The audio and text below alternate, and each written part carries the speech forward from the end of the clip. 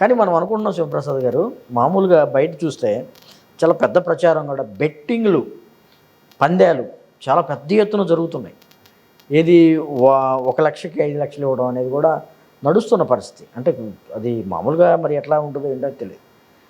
అయితే ఒక ప్రచారం కానీ లేకపోతే రేపు 4 తర్వాత జరుగుతున్నటువంటి పరిణామాలు కానీ చూసుకుంటే ఒక ఇంటెలిజెన్స్ రిపోర్ట్ అయితే ఒకటి వచ్చింది. ఖచ్చితంగా ఇప్పుడు ఏదైతే ఆఫ్టర్ ఎలక్షన్స్ జరిగినటువంటి ఘటనలో ఇవి శాంపిల్ మాత్రమే. 4 తర్వాత రాష్ట్రంలో చాలా పెద్ద ఎత్తున ఘర్షణలు జరగబోతున్నాయి, దాడులు జరగబోతున్నాయని కూడా ఒక ఇంటెలిజెన్స్ రిపోర్ట్ అయితే ప్రభుత్వానికి వచ్చింది కేంద్రం నుంచి. ఏంటి దాన్ని ఎలా చూస్తారు?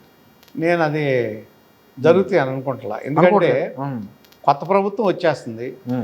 ఈ ప్రభుత్వం ఆటోమేటిక్గా ఆ ప్రభుత్వమే ఇటువంటి జరగకుండా ఇప్పుడు టెన్షన్ అనేది ఇప్పుడు బిల్డప్ అవుతుంది తప్ప ఎవరు గెలుస్తారనే దాని మీద టెన్షన్ బిల్డప్ అయ్యి ఈ పనులు జరుగుతున్నాయి తప్ప ఎవరో గెలుపు ఖాయమైపోయిన తర్వాత జరగదు ఆటోమేటిక్గా. నేనైతే ఆ విధంగా జరుగుతుంది అనుకుంటా. అయితే 1-2 చోట్ల ఫ్యాక్షన్ ఏరియాల్లో నార్మల్గానే ప్రతిసారి జరుగుతాయి, అటువంటి ఏమైనా జరగచ్చు. అంటే 4 తర్వాత జరుగుతాయి అన్నారు. 4 తర్వాత జరగబోతున్నాయి. ఖచ్చితంగా పెద్ద బలగాలను అయితే ఇక్కడ డిప్లాయ్ చేయాలి. అదే ఇక్కడ విజయవాడ ఉంది, వైజాగ్ ఉంది, లేకపోతే కాకినాడ ఉంది. ఏం జరుగుతాయి అక్కడ? ఏం జరగదు అక్కడేం జరగవు. అంటే నార్మల్గా కొన్ని చోట్ల ఫ్యాక్షన్ ఏరియాలు ఎక్కడైతే ఉన్నాయో అక్కడ 1-2 చోట్ల జరగవచ్చు. అక్కడ జాగ్రత్త తీసుకుంటే సరిపోతుంది. నేనైతే అంత పెద్ద ఎత్తున జరుగుతుందని అనుకుంటా. ఓకే, కానీ మనం అనుకుంటున్నాం శివప్రసాద్ గారు, మామూలుగా బయట చూస్తే చాలా పెద్ద ప్రచారం కూడా బెట్టింగ్లు, పందాలు చాలా పెద్ద ఎత్తున జరుగుతున్నాయి. ఏది 1 లక్షకి 5 లక్షలు ఇవ్వడం అనేది కూడా నడుస్తున్న పరిస్థితి. అంటే అది మామూలుగా మరి ఎట్లా ఉంటుందో ఏంటో తెలియదు. అయితే ఒక ప్రచారం కానీ లేకపోతే రేపు 4 తర్వాత జరుగుతున్నటువంటి పరిణామాలు కానీ చూసుకుంటే ఒక ఇంటెలిజెన్స్ రిపోర్ట్ అయితే ఒకటి వచ్చింది.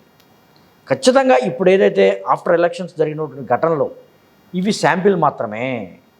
4 తర్వాత రాష్ట్రంలో చాలా పెద్ద ఎత్తున ఘర్షణలు జరగబోతున్నాయి, దాడులు జరగబోతున్నాయని కూడా ఒక ఇంటెలిజెన్స్ రిపోర్ట్ అయితే ప్రభుత్వానికి వచ్చింది కేంద్రం నుంచి.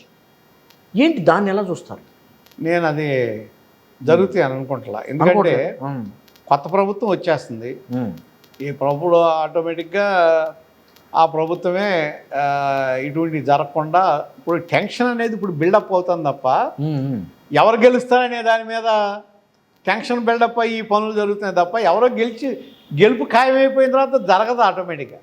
నేనైతే ఆ విధంగా జరుగుతుంది అనుకుంటా. అయితే 1-2 చోట్ల ఫ్యాక్షన్ ఏరియాల్లో నార్మల్గానే ప్రతిసారి జరుగుతాయి, అటువంటి ఏమైనా జరగచ్చు. అంటే 4 తర్వాత జరుగుతాయి అన్నారు. 4 తర్వాత జరగబోతున్నాయి. ఖచ్చితంగా పెద్ద బలగాలను అయితే ఇక్కడ డిప్లాయ్ చేయాలి. అదే ఇక్కడ విజయవాడ ఉంది, వైజాగ్ ఉంది, లేకపోతే కాకినాడ ఉంది. ఏం జరుగుతాయి అక్కడ? ఏం జరగదు అక్కడేం జరగవు. అంటే నార్మల్గా కొన్ని చోట్ల ఫ్యాక్షన్ ఏరియాలు ఎక్కడైతే ఉన్నాయో అక్కడ 1-2 చోట్ల జరగవచ్చు. అక్కడ జాగ్రత్త తీసుకుంటే సరిపోతుంది. నేనైతే అంత పెద్ద ఎత్తున జరుగుతుందని అనుకుంటా. ఓకే.